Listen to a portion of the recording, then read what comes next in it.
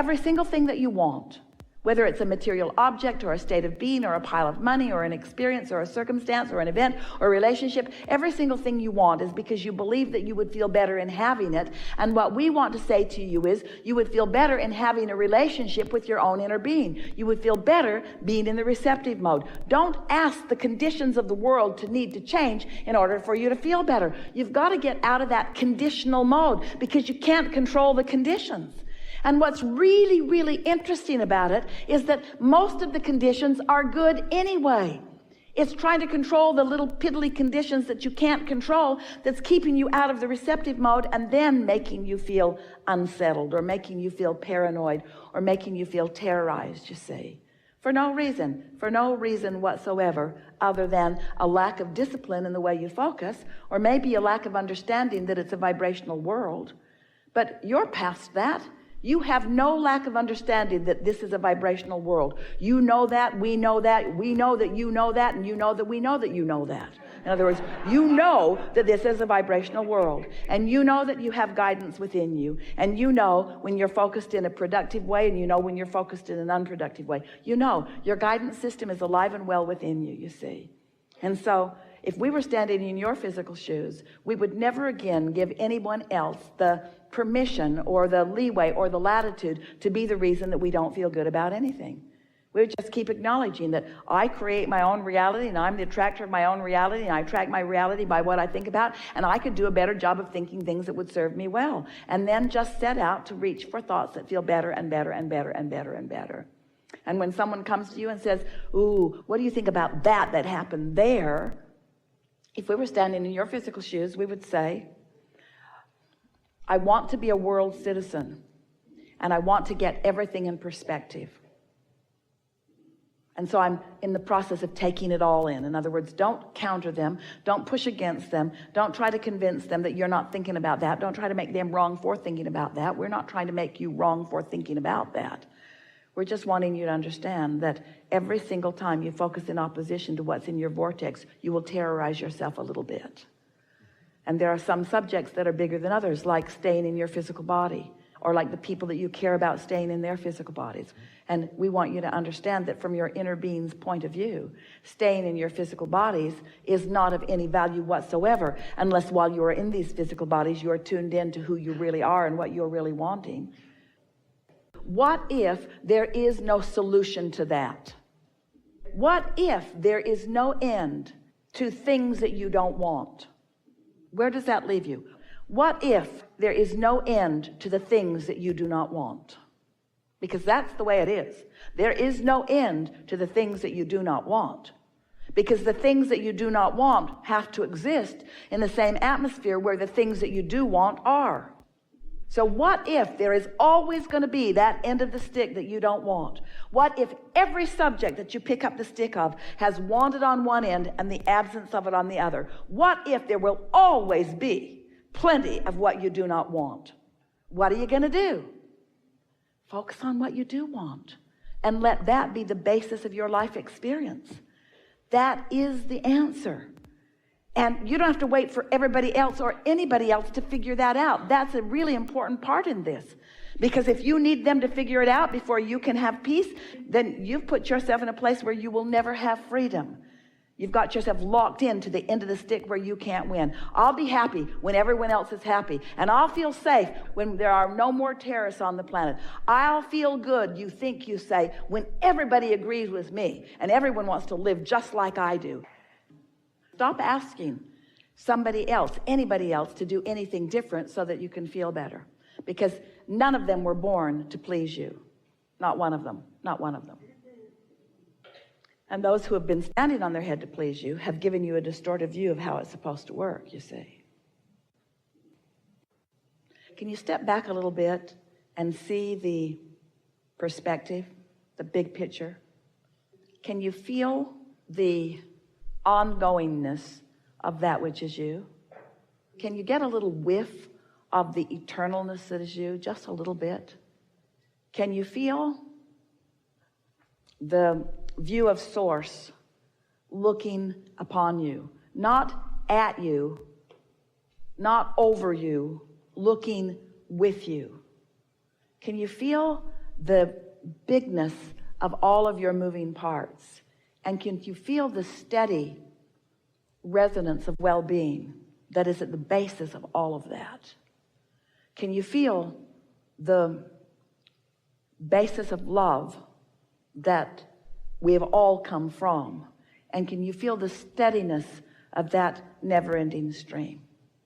Can you feel the masses of those who are moving about in wellness, in consciousness, in communities, living in houses, eating food, in civilization, in what you don't even want to call civilization? But let's just feel the numbers, the sheer numbers in the billions of just the human species who is mostly living well-being. And now acknowledge that there are pieces of your day that don't go so well, but not mostly, and that there are some aspects of your community that are off kilter a little bit, but not mostly, and that there are pieces of the world that are not thriving, but not mostly. And just put it in perspective. And now step back even further and acknowledge the longevity that is you, the coming into a life experience, and the coming to new awarenesses and new desires, and then another generation and another and another and another. And acknowledge the improvement in the thoughts that are turned to things that you can witness.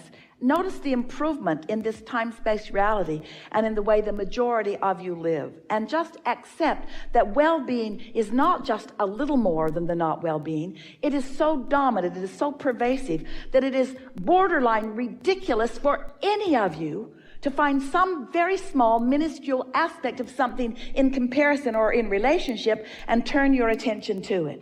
And notice that even though masses of you do that in an impersonal way through your media and through your televisions, that still you do not really disrupt things, because there are too many of you who are too connected with source energy, and source energy is too dominant. Well-being is dominant. And so feel how unsettling and unnecessary and how really ridiculous it is to scrutinize your planet and find things to focus on, even in your own house or even in your own family or even in your own world, that you are using as your temporary right now excuse to cut yourself off from the receptive mode, which is the only thing that you ever want anyway. So stop terrorizing yourselves by disallowing the expansion that you've already achieved.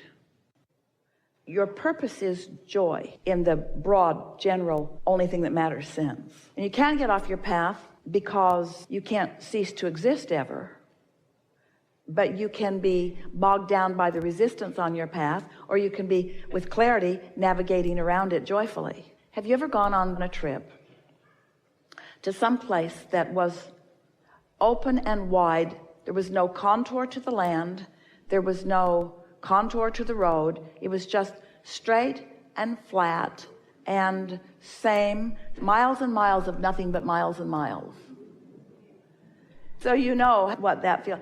And sometimes that's satisfying. We're not saying that it isn't. But then by comparison, have you ever been on a sweetly, blissfully, winding, curving, interesting road where around every bend there is a new vista, there's something else to see? You have to stay focused because the road requires your attention.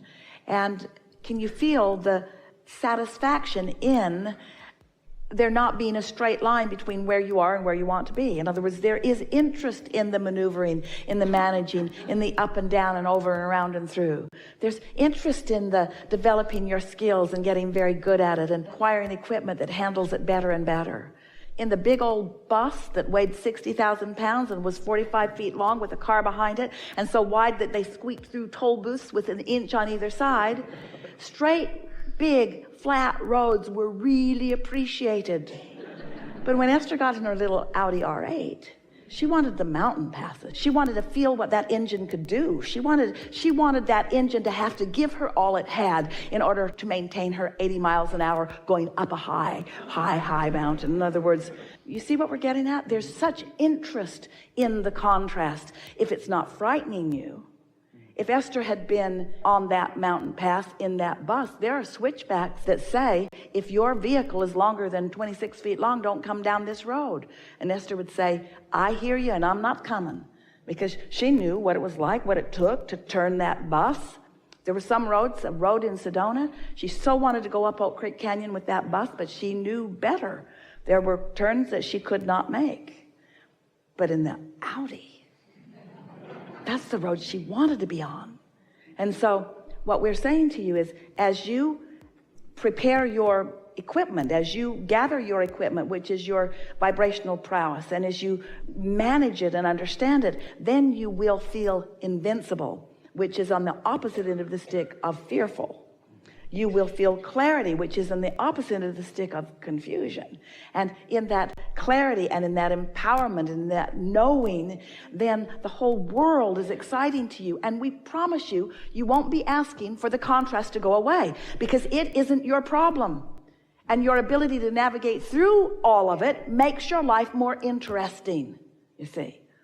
But in the beginning, most don't think that. They think, oh, if my friend would be easier, I would be having a better life. And we say, if you had only conditions around you that were exactly as you want them to be, you would have a boring life. You would have a static life. You would have a life of very little expansion, and your reason for being would be thwarted. This part that we were talking about between the vibration and the realization of an idea and the manifestation of it is much shorter today than ever before. And that is because the general basis of vibration has raised, with more and more potential for satisfaction. It's only an unskilled vibrational navigator that wants it to slow down, because the better you are at it, the more you will enjoy your involvement in it. The more skilled you are in your vibrational navigation, the more you thrill at the idea of it speeding up. And you see, it's a wonderful thing, because, oh, we've never said this before either. So you all, as a collective consciousness, are having these experiences, and those like you are deliberately raising your vibrations. And the new ones coming in are already at that high vibration. They are born into this environment at the highest vibration that any of you have ever accomplished. In other words, that's like the starting point. So as they meld in to this already higher vibration that you're all accomplishing, then there is less and less probability of them going to lower and slower vibrations, and since they're already there. And so that is the reason that the vibration of this time-space reality, it is rising, rising, rising, rising. It serves you in two ways. When you're in sync with it, it's delicious. And when you're not, you know it. So you become more willing to accept that good that feels good is good. And that's really what's happening planetarily. That's what this movement is all about. That's the value that this platform has added value to the world in this significant way. More and more people are willing to accept the value of feeling good. And that sounds odd to those like you, but there are a whole lot of people that still believe, not as many of them, that still believe that if it feels good, it probably isn't. And that I should not selfishly serve myself. I should always be in service